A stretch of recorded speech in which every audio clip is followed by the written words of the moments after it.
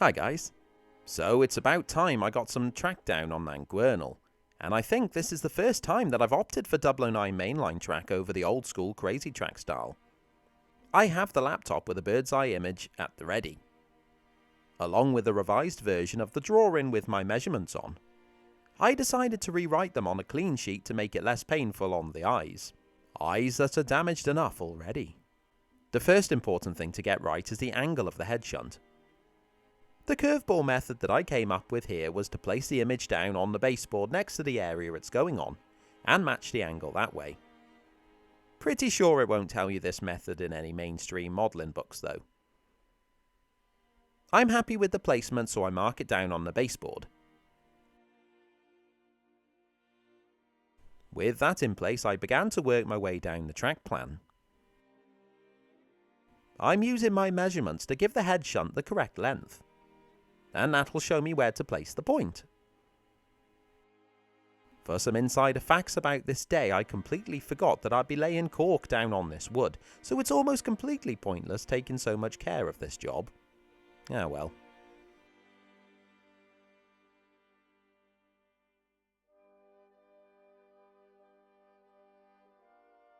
The only reason this job was slightly useful here was so I could plan the wood cuts for the edge of the platform.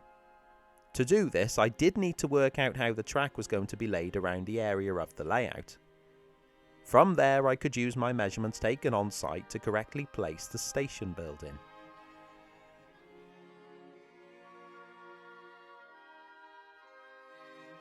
Ah dear, here I go again with the pointless measurements.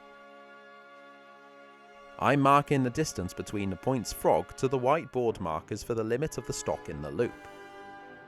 I suppose I could have just removed this footage completely and you'd never know of the sheer mass of time that I've lost doing this fairly pointless task. But then again, maybe you could learn something from my errors. Dunno.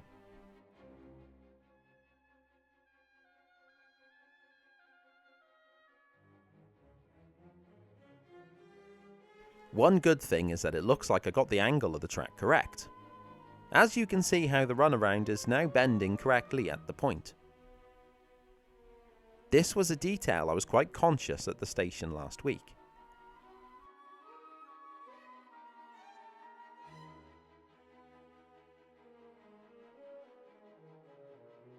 The benefit of the bird's eye view is really showing at this point, as I've been able to mark the location of the siding correctly when looking at the position from the station building. And of course, I've measured the length of the siding itself, so I can mark that one down as well.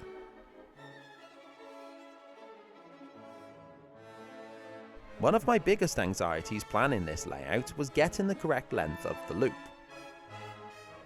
I've been informed by who I can only describe as my reliable in-the-know contact at the TR, that whilst the longest common train is 4 bogie coaches, the loop can hold a train of 5. So to get it looking right on the layout, I use scale coaches to mock up various trains.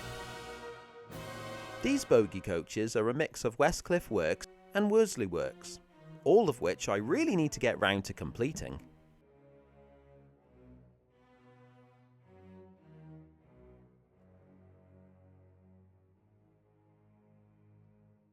With an engine in place in the loop, in this case a soon to be modified Bachmann Skarloey, I'm happy to mark the second white boundary board. And then this marks the location of the point. I'm also purposely marking it at a very subtle angle to the loop, as per the real location.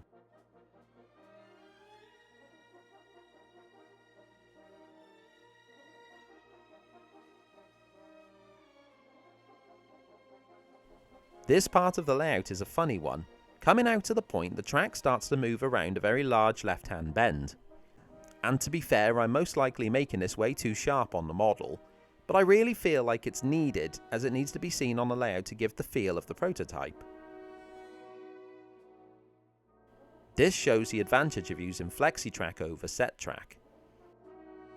Yes, I get why SetTrack is tempting to beginners in 009, but you'll never get a convincingly realistic look without FlexiTrack, in my opinion.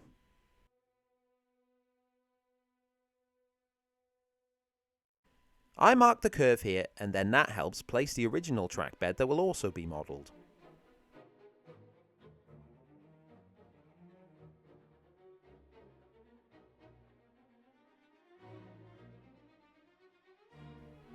Back on the platform, and I'm writing things on the wood that will be covered in cork in about 24 hours.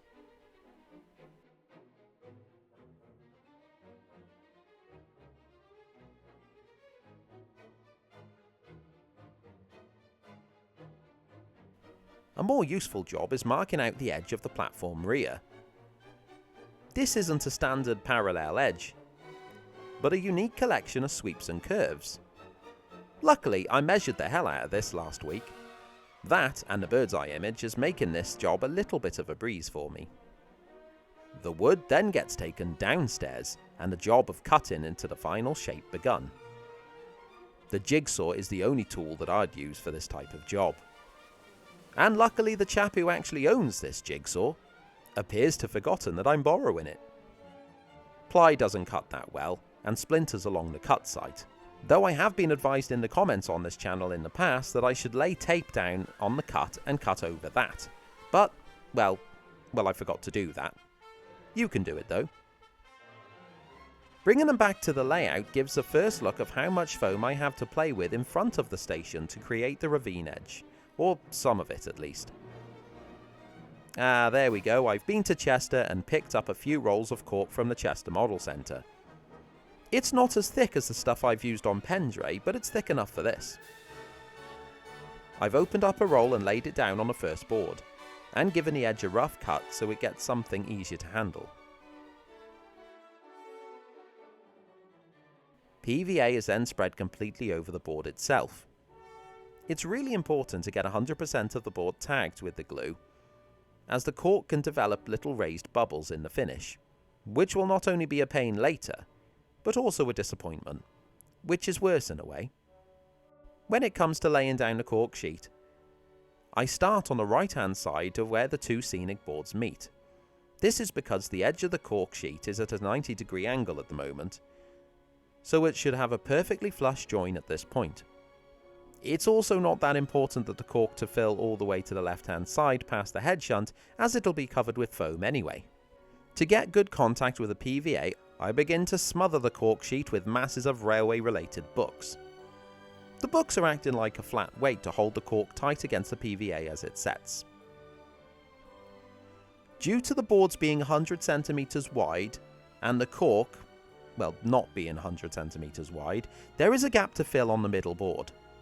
Not to worry, I can just cut a piece from the other sheet of cork, which I cleverly planned for.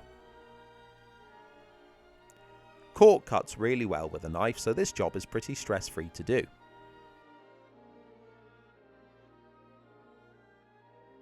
Oh, well-spun Lanva books this time, good choice. I've left the layout for a day to dry, and I can remove the book piles and begin to fine-tune the cork sheet. I'm just following the edge of the ply sheet and cutting the cork sheet flush with this. I was pondering the cork overnight and decided to remove the little extra piece that it was put on last. I'm clearing the dried glue and cork off this part now, as I have a better solution. But before I get to that, I also pondered the fiddle yard, and decided on the layout for it. That means that I could finally cut the foam for this board and get it glued in place. The fiddle yard will actually be on 2 levels, with the track being up on a shelf, and the controls and space for a panhead below.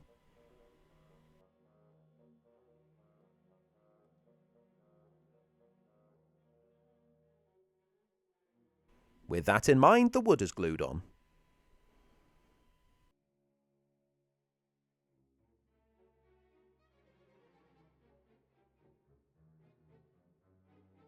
And there's a solution to the gap. I decided the best way to lay the cork would be in one hit over the little gap on the scenic board and the fiddle yard board. So in comes more books that will see the job through.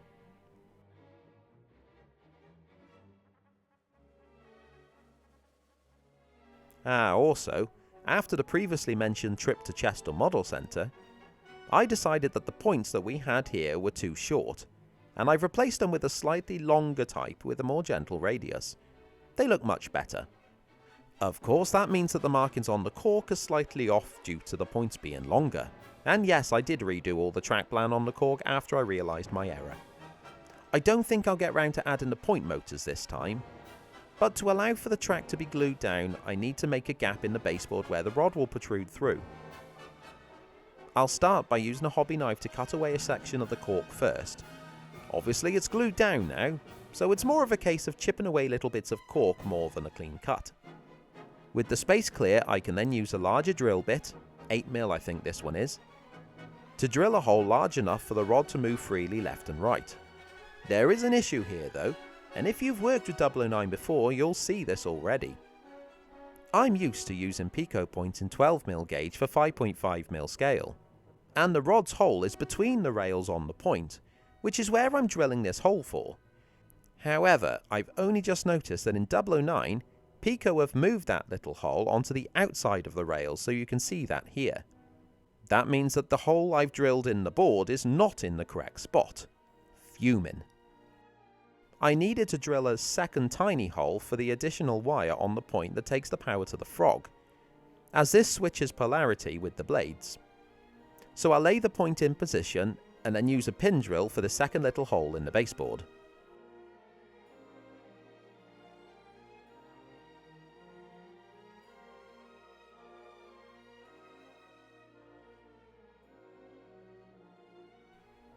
The wire will just slot through here for now, and at least shows you that the holes are correctly lined up, which I like.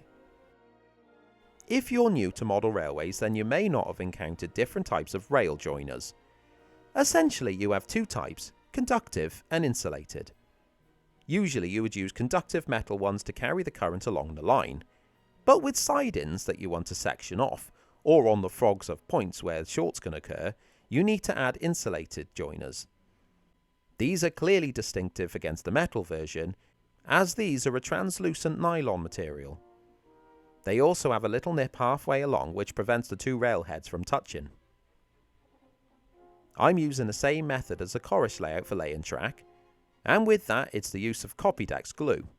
This is rubberized, and when set it stays flexible. And that means that between the glue and the cork base, the vibration sounds from moving trains are minimized.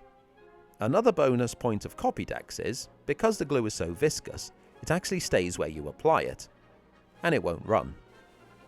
This is important on areas such as point work where you want to keep any glue well away from moving parts. The track work is fragile, so obviously I'm not going to lay heavy train books on top of them as the glue drive.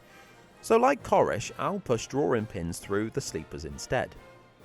This seems to be a great technique, as the pins can be easily removed after when the time comes, leaving no trace. Maybe I should slap my face on packs of standard drawing pins and sell them to modelers at an extortionate price. With the first point firmly set in place, I'll work my way back towards the fiddle yard. All track laying now will mimic the point's application, that being a coat of Copydex, the track laid down, and drawing pins to hold it in place.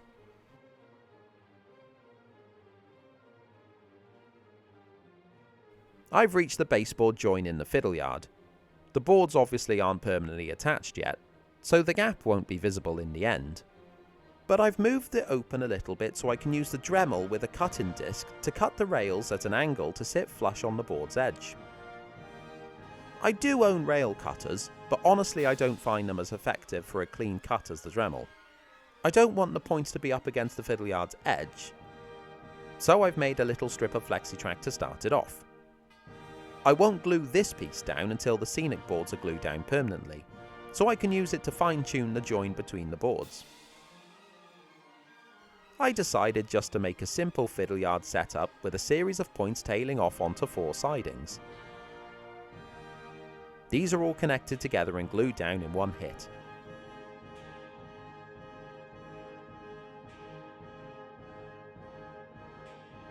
And with a bit of time playing with the flexi-track, glue and drawing pins, 4 sidings are finished. I've added some stock to give an idea of length, with the siding at the rear being long enough for a 5-bogie coach train if needs must. The idea is that there's enough scope to have 1 or 2 typical modern day sets, a couple of goods, works, heritage or any other random train I fancy running. I won't bother adding point motors to the fiddler yard as it seems a waste of time and money to do so, when I can just use the hand of God to flick the points across. I do think I'll wire the sidings up on isolating switches though, so I can keep the train stationary when not in use. But more on that next time. And I warn you, I hate wiring. Righto, I'm off now to investigate some castle ruins. Cheers.